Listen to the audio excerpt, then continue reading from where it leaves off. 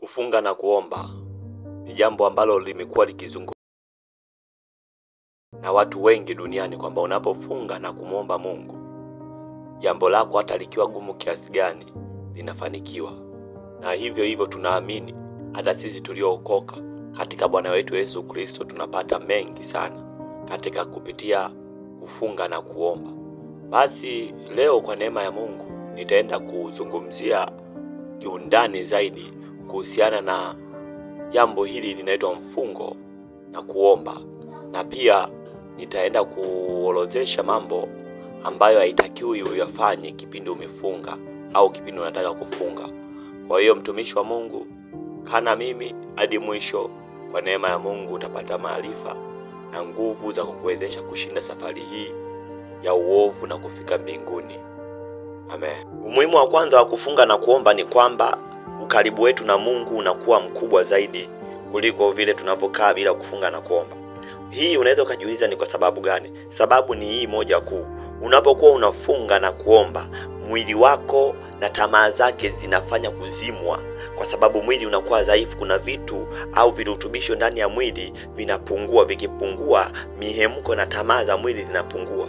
Zikishapungua tamaa za mwili na mihemko, na roho yako inakuja kuwa na nguvu zaidi na inakuja kumiliki mwili.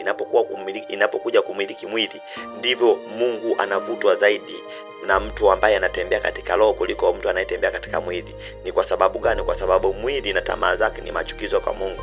Ukisoma katika kitabu cha Warumi sura ya 8 mstari wa 6 hadi 7, Biblia inasema, kwa kuwa nia ya mwili ni mauti, bali nia ya roho ni uzima na amani. Kwa kuwa ile nia ya mwili ni uadui juu ya Mungu, kwa maana haitii sheria ya Mungu, wala haiwezi kutii. Kwa hiyo unaona kabisa kwamba mwili hauwezi kutii sheria ya Mungu, na mwili wako ukiwa na nguvu, basi roho yako inakuja kuwa dhaifu. Ikishakuwa dhaifu, mwili unafanya kumiliki roho, alafu roho yako inakuwa dhaifu na mwili wako unakuja kuwa na nguvu. Kwa hiyo uchafu mwingi utafanyika katika mwili wako na utamtoa mbali Mungu. Lakini Mungu atakuja kukaa ndani yako unapokuwa unafunga, kwa sababu mwili unakuwa na tamaa zake zinakuwa zinashuka chini na roho yako inakuwa ina nguvu zaidi, na hivyo Mungu anaweza akatumia roho yako kufanyia mambo mengi zaidi, kutengeneza hata mambo ya mwilini. Umuhimu wa pili wa kufunga ni kwamba kufunga unajenga msingi imara wa huduma Mungu alizotupa. Tunajua kwamba katika dunia hii watu tumepewa vipawa na vipaji na huduma tofauti tofauti katika kutumikia ufalme wa Mungu na kuufanya ujengwe katika nguvu kuu. Hivyo wewe kama mtumishi wa Mungu unayenisikia, na mimi mwenyewe nikiwepo, ya kwamba ukitaka huduma zetu ziende mbele, au ukitaka vipawa vyetu viende mbele, basi hatupaswa tufunge na kuomba. Ni lazima tufunge na kuomba, ili mradi msingi mzuri wa huduma yetu mbeleni ukawe imara katika kubeba huduma, hata tusianguke katika huduma. Maana watumishi wengi leo utashangaa wanaibuka wanamtumikia Mungu kwa kasi sana, lakini unashangaa tu mwisho wa siku wanafanyaje? Wanaanguka chini. Unashangaa mtumishi fulani sasa hivi anapenda tu fedha, hataki tena kushiriki mambo ya kimungu, hata kumuimbia. Kama ni muimbaji hawezi kumuimbia tena Mungu katika roho na kweli, bali anaimba ili mali apate fedha. Au unashangaa kuna tetesi nyingi sana za watumishi ambao walianza vizuri lakini wanaenda wanamaliza vibaya. Hii ni kwa sababu gani? Ni kwa sababu unakuta mtu akishafanikiwa anasahau ya kwamba msingi wake ni ulikopo upi. Msingi ni kufunga na kuomba. Ukisoma katika kitabu cha Zaburi sura ya 11 mstari wa 3, Biblia inasema, kama misingi ikiharibika, mwenye haki atafanya nini?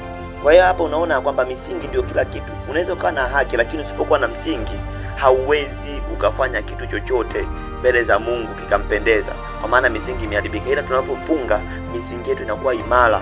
Kwa hiyo unaona watumishi wanaanguka kwa sababu gani? Wamesahau misingi yao imejengwa na nini. Wanajisahau maendeleo, akishapata tu wanajisahau ya kwamba inatakiwa tena nifunge na kuomba. Akishapata hela na kula, sasa mimi nifunge tena kuna nini? Si bora niendelee kula maisha. Anajikuta anapigwa, anaanguka, anaingia kwenye tamaa mbalimbali za kupenda fedha. Wengine wanaanguka hata kwenye tamaa za uzinzi. Kwa hiyo kufunga ni lazima. Yesu mwenyewe kabla ya kuanza huduma yake, Roho Mtakatifu akiwa amemjaa, alimuongoza jangwani, amemfungisha siku 40 ili mradi kubeba huduma ambayo ipo mbele yake. Kabla ya kuanza, Yesu pale baada anatoka kwenye kubatizwa na Yohana, akaingizwa katika jangwa na nyika ili mradi ajaribiwe huko. Ukisoma katika Luka sura ya 4 mstari wa kwanza Biblia inasema, na Yesu hali amejaa Roho Mtakatifu alirudi kutoka Yordani, akaongozwa na Roho muda wa siku 40 nyikani. Mstari wa pili anasema, akijaribiwa na Ibilisi, na siku hizo alikuwa hali kitu, hata zilipotimia aliona njaa. Kwa hiyo unaona kwamba Yesu mwenyewe aliingia katika mfungo na kuomba ili mradi aende kuua mapenzi ya mwili zaidi, ili mradi mapenzi ya Mungu yakatimie na msingi mzuri wa huduma yake ukawe imara katika kubeba kazi iliyo mbele yake. Kwa hiyo kufunga ni muhimu kwa sababu hiyo nayo pia. Umuhimu wa tatu, kufunga unafanya mambo magumu katika maisha yetu ambayo hayawezekani kuwezekana. Kuna mambo mengi sana katika maisha yetu ili mradi yaweze kutoka na mafanikio yaje, inatakiwa tufunge na kuomba. Kuna wengine wanasumbuliwa na magonjwa, kuna wengine wanasumbuliwa na masomo, kuna wengine wanasumbuliwa na uchumi, kuna wengine wanasumbuliwa na migogoro mbalimbali na matatizo mengi kabisa, wengine wanakosa amani. Hayo mambo hayatoki katika maisha mpaka kufunga na kuomba. Mambo hayo hayawezi kabisa katoka. Acha kujitia moyo, mtumishi wa Mungu unayenisikiliza, unaendelea kupita kwenye magumu lakini umekaa. Mungu naye atakaa hivyo hivyo ukikaa, lakini utakapochukua hatua, Mungu mwenyewe anakuja anakuonekania katika hatua zako ulizozichukua za kufunga na kuomba, naye atakujibu. Ukisoma katika kitabu cha Mathayo sura ya 17 mstari wa 20 hadi wa 21, Biblia inasema, Yesu akawaambia, kwa sababu ya upungufu wa imani yenu, kwa maana amini nawaambia, mkiwa na imani kiasi cha punje ya haradali, mtauambia mlima huu, ondoka hapa uende kule, nao utaondoka, wala hapata kuwa na neno lolote lisilowezekana kwenu. Lakini namna hii haitoki ila kwa kusali na kufunga. Kwa hiyo unaona kwamba kufunga inatusaidia kuondoa mambo magumu katika maisha yetu. Hakuna njia nyingine. Yesu mwenyewe anasema, Yesu ni Mungu, anasema hivi akihakikisha kwamba hakuna namna hii haitoki mpaka ufunge na kuomba. Kwa hiyo jambo gani gumu linakusumbua? Ingia katika kufunga na kuomba leo. Ingia, ikishindikana siku moja, ingia 2. Ikishindikana 2, ingia 2 kavu, 3 kavu. Mungu atajibu tu. Hata ukiingia 30, 20 ngapi, atajibu tu. Hata Danieli alifunga siku ya kwanza mpaka inafika siku ya 21 ndio majibu yake yanakuja. Kwa mtumishi wa Mungu, funga na kuomba. Umuhimu wa 4, kufunga na kuomba kutakusaidia kujua wewe wito wako hapa duniani ni upi, wito wako uhalisia. Watu wengi hili swali wanajiuliza kwamba mimi ni nani? Nimeokolewa kwenye kanisa, lakini mimi ni nani? Nipo katika nafasi gani? Je, inatakiwa nitumekeje? Ukifunga na kuomba utajijua wewe ni nani. Watu wengi wamejikuta wanaunganika katika huduma lakini sio za kwao, bali wao wana sehemu zao maalum. Lakini Mungu hakuweki katika sehemu yako maalum, kwa sababu ukiingia katika kufunga ataondoa tabia fulani mbaya ndani yako ambazo katika wito wako zitafiti au zitakamilisha ule wito wako. Kwa hiyo lazima ufunge na kuomba ili mradi kujijua wewe ni nani halisia na Mungu amekuumba duniani uje kufanya nini. Najua unaweza ukajiuliza, kwa nini mimi mbona najijua ni mwinjilisti, najijua labda mimi ni mtume, lakini utakapokuwa umefunga na kuomba utajijua wewe ni halisia ni nani. Na sio maombi ya kufunga leo kukaa wiki 2, inatakiwa mfululizo wa maombi na uwe unatulia ukifunga umaanisha. Ukisoma katika kitabu cha Matendo ya Mitume sura ya 13 mstari wa 1 hadi wa 3, Biblia inasema, na huko Antiokia katika kanisa lililokuwako palikuwa na manabii na walimu, nao ni Barnaba na Simeoni aitwaye Nigeri, na Lukio Mkirene, na Manaeni aliyekuwa ndugu wa kunyonywa wa mfalme Herode, na Sauli. Basi hawa walipokuwa wakimfanyia Mungu ibada na kufunga, Roho Mtakatifu akasema, nitengeni Barnaba na Sauli kwa kazi ile niliyowaitia. Ndipo wakiisha kufunga na kuomba, wakaweka mikono yao juu yao, wakawaacha waende zao. Kwa hiyo hapo utaona kwamba Sauli ambaye ni Paulo na Barnaba mwanzo walikopo ni manabii na walimu, na walikopo wanajua baba ndio tumetumika, lakini kumbe Mungu katika kufunga na kuomba ile huduma yao halisia ya utume, Mungu akasema kwamba sasa hapa mambo yameshakamilika ndani yao, nitengeeni sasa hawa watu. Lakini wakajijua kwamba wao ni watume. Kwa nini? Walikuwa katika kufunga na kuomba. Kwa hiyo wewe mwenyewe ukishakuwa katika kufunga na kuomba utajijua. Maana Paulo unajua hakujijua yeye ni nani, lakini alijua tu mimi ni mwalimu nafundisha, au mimi ni nabii natoa unabii na tabiri. Lakini kumbe Mungu aliona utume ndani yake. Kwa hiyo wewe unaweza ukajiona muinjilisti au muimbaji, kumbe ndani yako kuna huduma ya utume au uchungaji au walimu. Lakini unapokuwa umefunga na kuomba utajijua. Mwingine ni mfanyabiashara, Mungu unakuta anaanza kukuletea idea mbalimbali au mawazo mbalimbali ya kupata kazi nzuri au ya kufanya kazi vizuri, ya kuweka mipango vizuri ya biashara ili madi mambo yaende, ujenge ufalme wa Mungu kwa fedha. Kwa hiyo kaa katika mambo ya kufunga na kuomba utajijua wewe ni nani. Umuhimu wa 5 ya kwamba kufunga na kuomba kunaimarisha uungu na mamlaka yake ndani yako. Kwamba wewe ndani yako kuna uungu, kuna mamlaka ya kiungu. Ili mradi ile mamlaka ionekane mbele ya ulimwengu na mbele za Mungu na malaika, inatakiwa wewe ufunge na kuomba ili mradi Mungu aweze kutoa kile kitu kilicho ndani yako, ili mradi kikaonekana mbele za watu. Kwa maana unapozidi kufunga na kuomba, ule uhalisia wako unatokea. Ile nguvu ambayo ndani yako ipo inaifanya kuchipuka tena. Nguvu hiyo inayosema ni Roho Mtakatifu inaendelea kujaa na kujaa mpaka mwisho wa siku inafurika, inatoka nje. Na inapokuwa inatoka nje, miujiza mingi inatendeka. Watu wenye magonjwa wanapona.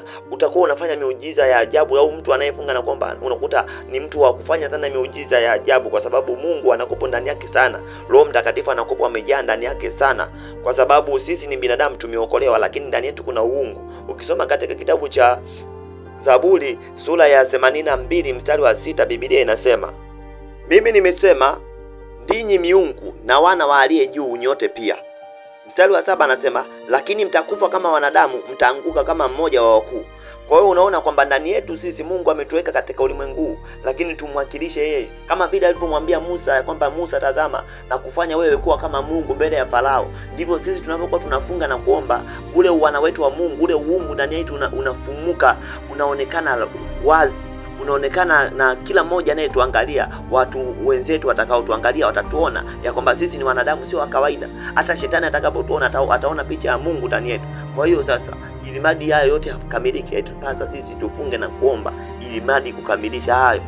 Kwa hiyo mtumishi wa Mungu, wala usikimbie maombi ya kufunga na kuomba. Na ukiona moyo wako au mwili wako au unakataa kabisa kwamba sitaki kufunga na kuomba, ninaumia, ujue ni sauti ya shetani na ni mapenzi ya mwili ambao ni uadui wa Mungu. Yapinge, tafuta msaada, na mimi nakuombea Mungu akusaidie sana ili madi uweze ukainuliwe tena katika roho yako, uweze kupata nguvu ya kufunga na kuomba, na upate tena ule moyo na kiu, ili madi ufunge na kuomba na ile nguvu ya kiungu ndani yako ikaibuke, ili madi sura ya Mungu ionekane kwako. Kwa hiyo hayo ndio mambo muhimu 5 ya kufunga na kuomba katika maisha yako Mkristo. Lakini kuna mambo kadhaa ambayo Mungu amenipa kibali leo nifundishe au nielekeze unapokuwa unafunga au unapotaka kufunga, ili madi funga yako isiwe ni mateso ya kujishindisha na njaa, ama ikawa ni laana baada ya kuwa baraka. Maana ukikosea katika kufunga na kuomba, unaweza ukawa unajishindisha na njaa na kujitaabisha bure, ama unajipa laana. Jambo la kwanza, epuka sana kujihesabia haki unapofunga. Unapokuwa unafunga, huwa shetani anatumia sana mlango wa kumfanya mtu ajione yeye ni bora kuliko wote mbele za Mungu. Ikiwa kama wewe ni muumini wa kawaida, unaweza kumuona hata mchungaji wako kama anakula, unamwona mchungaji huyu hayupo rohoni, hayupo kilo chake kidogo. Au kama wewe ni mchungaji, unaweza kuona maaskofu wako wanaokaa kwenye viti vikubwa, Mungu aliyokuweka chini yako, utaona hawana kitu, kwa sababu unafunga sana, unafunga sabakavu, unafunga siku nyingi. Kwa hiyo hakikisha sana usiwe kama Farisayo. Ukisoma katika Biblia kitabu cha Luka sura ya 18 mstari wa 9 hadi wa 14, unaona pale Yesu anaelezea kuhusiana na Farisayo na mtoza ushuru ambao walikuwa wameingia kwenye hekalu kuomba Mungu. Lakini yule Farisayo alianza kujisifia mbele za Mungu na kujiona mwenye haki kwamba, Mungu nakushukuru kwa sababu mimi sio kama wengine, sio kama huyu mtoza ushuru. Kwanza mimi natoa zaka na nafunga mara 2 kwa juma. Kwa hiyo alijihesabia haki hata ya kufunga. Lakini yule mtoza ushuru alinyenyekeza akasema, Mungu nisamee mimi mwenye dhambi. Kwa hiyo epuka sana unapofunga usijihesabia haki. Ule mtoza ushuru Yesu anasema aliondoka amehesabiwa haki, lakini ule Farisayo pamoja na kufunga kwake mara 2 kwa wiki, lakini bado akahesabika kuwa ni mtu wa laana, kwa sababu kila mtu anayejipandisha Mungu anasema anamshusha. Kwa hiyo epuka sana hicho kitu cha kujihesabia haki. Jambo la pili, unapofunga hakikisha wewe ni mtakatifu, yani umeokoka, na uokovu wako sio wa michezo. Jambo hili wengi wanajisahau, wanajikuta wanajishindisha na njaa. Mungu angalia mfungo wako ukiwa mchafu. Mungu anaangalia mfungo wako na kuomba kwako ukiwa msafi. anasema ya kwamba kuomba kwake mwenye haki kwafaa sana akiomba kwa bidii. Kwa hiyo wewe usitegemee tu unaenda kwa Mungu eti unajisifia mimi kwa sababu nafunga Mungu atanisikia hata kama natenda mabaya. Hapana, unajishindisha njaa na matokeo utayaona. Ukisoma katika kitabu kile cha Isaya sura ya 58 mstari wa 4, Biblia inasema, tazama ninyi mwafunga mpate kushindana na kugombana na kupiga kwa ngumi ya uovu. Hamfungi siku hii ya leo hata kuisikizia sauti yenu juu. Kwa hiyo unaona kwamba Mungu hapendi kufunga lakini una nia chafu. Wewe bado ni mchafu. Inatakiwa utengeneze mipango yako moyoni, utengeneze njia zako moyoni, ili Mungu anakapoangalia moyo wako aone huyu ni mwanangu na anajitaabisha kwa ajili yangu, atakujibu haja zako. Lakini nje hapo utajishindisha njaa na baraka hautaziona kamwe, na jehanamu utaingia, kwa maana utajihesabia haki, utakataa kutubu, na mwisho wa siku utajishangaa unakufa unaenda jehanamu na unajishangaa mbona nilikuwa nafunga. Kwa hiyo kuwa makini sana, utakatifu kwanza. Na jambo la tatu la kuzingatia, hakikisha unapofunga usije ukaishia njiani. Yaani mtu unakuta umepanga kwamba Mungu amekupa msukumo ufunge labda siku 2 au ufunge masaa 12 asubuhi mpaka jioni, kwamba unaweka sangine naziri kwa Mungu nitafunga, alafu unafunga labda kuanzia asubuhi, ikifika saa 6 unafungulia. Mtumishi wa Mungu, ni hatari sana. Bora usingefunga, wala bora usingeweka naziri ya kufunga kuliko kufunga na kuishia katikati. Yaani pale unakuwa unajiangamiza sana. Ukisoma hata katika kitabu cha Wafalme wa kwanza sura ile ya 13, ukisoma kwanza mstari wa kwanza pale mpaka ukisoma hadi 26, siwezi nikasoma yote, ni mingi sana mistari. Kwa hiyo utaenda kusoma mwenyewe kwa wakati wako. Utaona kwamba yule mtu nabii aliyetumwa na Mungu akaambiwa kwamba nenda kwa Beseri huko kwa kipindi kile cha mfalme Yeroboamu, wakawa wanamtolea Mungu Baali madhabahu mahali palipo juu, palipoinuka pale, wanafukiza uvumba, wanamchukiza Mungu, wanaabudu miungu. Alipoenda Mungu alimwambia kwamba usile kitu chochote wala usinywe, na utakapoenda kwenye ile njia wala usigeuke ukarudi tena kwenye njia ile ile uliorudia, bali upite njia nyingine urudi kwako. Lakini yule mtu alipoenda akatokea nabii tu, kumbe yule nabii alikuwa nabii wa uongo. Akamshawishi, akamwambia mimi nabii wa Bwana, Bwana akaniambia uje kula kwangu. Akaenda, alipokula yule nabii akaanza kulia, akasema umeasi amri ya Bwana. Akaanza kumlilia yule nabii. Alipotoka njiani, simba akatokea akamlalua. Kwa hiyo ni mfano wa sisi ambao tutafunga siku ya leo. Kama utafunga hautamaliza, kuna hatari kubwa sana ya kushambuliwa na shetani. Kuna hatari kubwa ya kushambuliwa na laana. Ukisoma katika kitabu cha Mhubiri sura ya 5 mstari wa 4 hadi wa 5, Biblia inasema, wewe ukimwekea Mungu naziri usikawie kuiondoa, kwa kuwa yeye hawi lazi na wapumbavu, basi uiondoe hiyo uliyoiweka naziri. Ni afadhali usiweke naziri kuliko kuiweka usiondoe. Kwa hiyo unaona hapo jambo ambalo wengi linawafunga, na ndio maana unakuta wengi sana watumishi wa Mungu, hasa sisi ambao tunakuwa tunaomba na kufunga mara nyingi, au watumishi wengi wanaoomba na kufunga mara nyingi, huwa wanakutana na magumu sana. Saa nyingine wanashangaa mbona hivi. Sio yote anakuwa ni majaribu, ila mengine ni kwa sababu ni tunaweka sana naziri lakini hatuzikamilishi.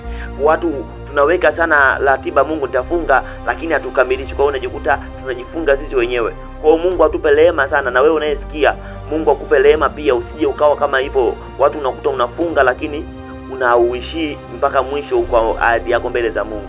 Kwa hiyo epuka sana, usije ukashambuliwa na shetani njiani na laana ikakutafuna. Kwa hiyo kwa hayo machache, Mungu akusaidie sana. Usisahau kusubscribe, kucomment na kushare, ili madi uweze kupata ujumbe mwingine kwa wakati mwingine pia Mungu atakaponipa kibali. Ubarikiwe sana mtumishi wa Mungu, na Mungu akusaidie sana, wala usije ukawa ni mtu wa kuenenda katika njia za Mungu bila maarifa. Ubarikiwe, Mungu akutie nguvu. Amina.